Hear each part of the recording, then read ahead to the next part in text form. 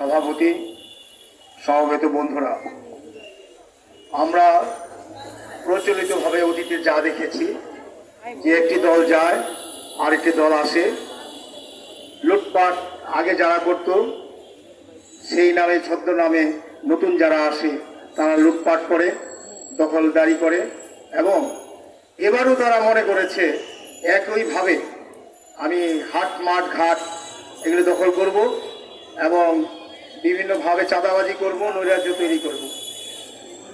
এবং আমরা কিন্তু শুরুতেই দেখলাম তাই কিন্তু। এবং আজকে 5 তারিখ থেকে আজকে 10-11 দিন হয়ে গেল। প্রতিটি রাতে মানুষ কিভাবে রাত যাপন করছে আমরা দেখছি। কারণটা এখানে আমাদের পুলিশ ভাইরা এখনো জয়েন করে নাই, আমাদের প্রশাসন এখনো ওইভাবে কার্যকরী না। কিন্তু আমরা তো আছি, আমরা জনগণ তো আছি। সুতরাং আমরা আশা করব পুলিশের যে মনোবল এগুলো অতি তাড়াতাড়ি ফিরে আসবে এবং তারা কাজে যোগদান করবে। মহল্লায় আমরা যারা আছি,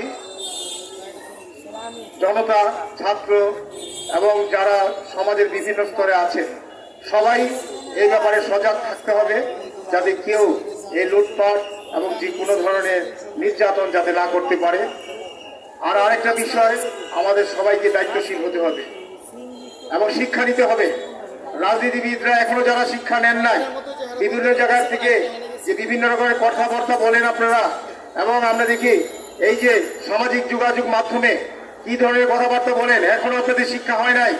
এবং যার ধরুন প্রতিনিয়ত এই উত্তেজনাগুলি তৈরি হচ্ছে, বিভিন্ন রকমের স্লোগান হচ্ছে, বিভিন্ন রকমের কথাবার্তা হচ্ছে, এগুলো কিভাবে হয় মানুষ এখন বুঝে। আগের মতো করে আর চিন্তা করলে হবে না এবং এর শাস্তি আরো কিন্তু বাড়বে। একদিনের শাস্তি যদি 1 হয়, 10 দিনের শাস্তি 10 হবে। অতএব আমরা মনে করি যে সবাই যার যার জায়গা থেকে সহনশীল হন। নতুন একটা সরকার এসেছে, তাদেরকে আমরা সহযোগিতা করি।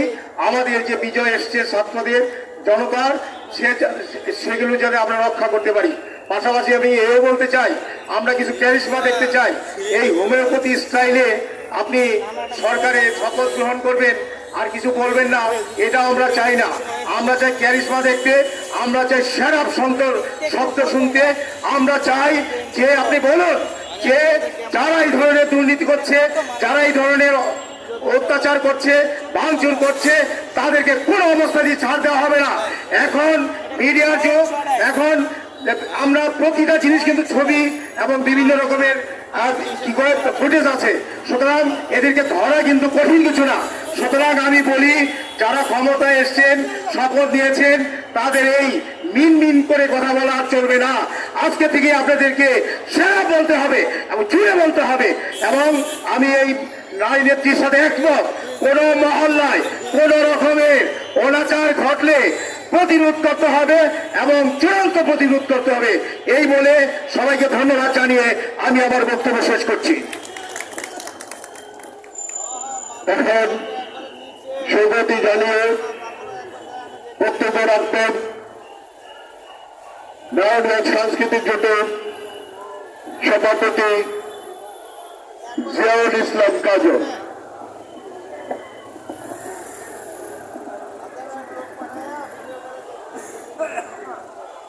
আজকের এই মানববন্ধনের বন্ধু সভাপতি, উপস্থিত সামাজিক, সাংস্কৃতিক, রাজনৈতিক সংগঠনের বিভিন্ন বন্ধুরা এবং রাজপথে উপস্থিত যারা আছেন, তাদেরকে সাংস্কৃতিক জোটের পক্ষ থেকে সংগ্রামী শুভেচ্ছা জানাচ্ছি।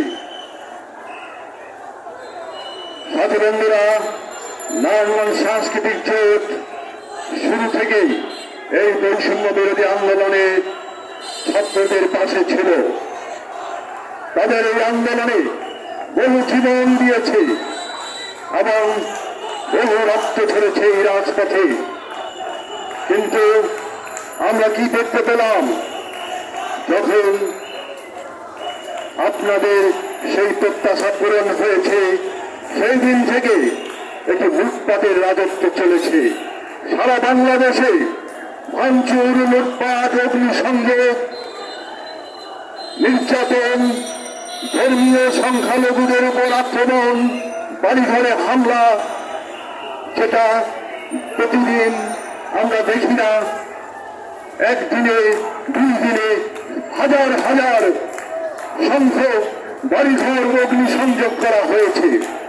সাথী বন্ধুরা, ছাত্র সমাজের যে বিজয় অর্জিত হয়েছে, আমি কিন্তু সেই বিজয়ে উল্লাস করতে যাইনি, নাচানাচি করতে যাইনি, লাফালাফি করতে যাইনি। কারণ আমি মনে করি বিজয় সেই দিনই হবে যেদিন আমার এই দেশে আইনের শাসন প্রতিষ্ঠিত হবে।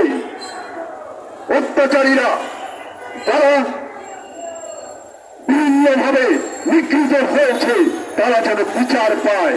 সাথী বন্ধুরা, এই নারায়ণগঞ্জে মেধাবী সন্তান ত্বকির জন্য আমরা 11 বছর 11.5 বছর ধরে রাজপথে আন্দোলন করে আসছি, কিন্তু তার বিচার পাইনি। আমরা ত্বকির বিচার চাই। আশিক, চঞ্চল, মিঠু এবং সাগর রুনি সহ তনু সহ সকল হত্যাকাণ্ডের বিচার চাই। এবং এই সরকারের কাছে আমাদের প্রত্যাশা আপনারা সেই বিচার করবেন, তাহলেই এতগুলো প্রাণ যারা দিয়েছে তাদের সেই প্রত্যাশা পূরণ হবে।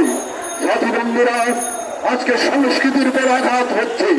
সারা বাংলাদেশে উদীচীর অফিস জ্বালিয়ে দেওয়া হয়েছে, শিশু একাডেমি জ্বালিয়ে দেওয়া হয়েছে, শিল্পকলা একাডেমি জ্বালিয়ে দেওয়া হয়েছে। এটা কিসের আলামত? আমাদের ঐতিহ্য, আমাদের ইতিহাস ভাস্কর্য ভাঙচুর করা হচ্ছে। জয়নাল আবেদিনের ভাস্কর্য, রবীন্দ্রনাথের ভাস্কর্য, জাতির জনক বঙ্গবন্ধুর ভাস্কর্য পুড়িয়ে দেওয়া হয়েছে।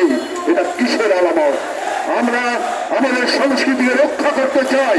এই সরকারের কাছে আমাদের প্রত্যাশা অচিরেই এগুলি বন্ধ করুন। সাথী বন্ধুরা, আমরা যে রক্ত দিয়েছি এই রক্ত কোনোদিন বৃথা যেতে আমরা দিতে পারি না। এই দ্রব্যমূল্যের ঊর্ধ্বগতি তা মানুষের ক্রয় ক্ষমতার মধ্যে আনতে হবে। যেটা সেনাবাহিনী ইতিমধ্যেই 2-1টা ঘোষণা দিয়েছে, আমরা এর কার্যকর ভূমিকা দেখতে চাই। আর পরিশেষে বলবো, আমাদের এক বন্ধু, সংখ্যালঘু এক বন্ধু শিল্পী রাহুল আনন্দ, জলের গানের অন্যতম যিনি গান গেয়ে মানুষকে প্রেরণা দিত, মানুষকে মানুষ বলে বলতো, সেই রাহুল আনন্দের সমস্ত ইনস্ট্রুমেন্ট ভেঙে পুড়িয়ে ছাই করে দেওয়া হয়েছে। তার স্ত্রী সন্তানকে এক কাপড়ে বাড়ি থেকে বের করে দেওয়া হয়েছে। যে রাহুল আনন্দ 2 দিন আগে এই ছাত্র সমাজের সঙ্গে মিশে এই শিল্পী সমাজ রবীন্দ্র সরোবরে গান গেয়েছিল, এমন দেশটি কোথাও খুঁজে পাবে না গো তুমি। সেই রাহুল আনন্দের উপর আক্রমণ আমরা নিন্দা জানাই, ধিক্কার জানাই। অচিরেই সরকারের কাছে বলবো, যারা এই হামলা করেছে, যারা এই এতগুলো বাদ্যযন্ত্র ধ্বংস করেছে, তাদের খুঁজে বের করে আইনের আওতায় আনার জন্য। ভাই বন্ধুরা, পরিশেষে আমি একটি কথা বলে শেষ করতে চাই। ওই ধানমন্ডি 32 নম্বরে জাতির জনকের স্মৃতি বিজড়িত সেই জাদুঘর পুড়িয়ে ভস্মীভূত করে, বঙ্গবন্ধুর ভাস্কর্য পুড়িয়ে দিয়ে ভেঙে এবং তার প্রতিকৃতিতে আগুন দিয়ে কোনদিন বঙ্গবন্ধুকে মুছে দেওয়া যাবে না। কারণ বঙ্গবন্ধু আছেন মানুষের হৃদয়ের মণিকোঠায়, তাকে কোনদিনও মুছে দেওয়া যাবে না, যাবে না, যাবে না। সবাইকে ধন্যবাদ।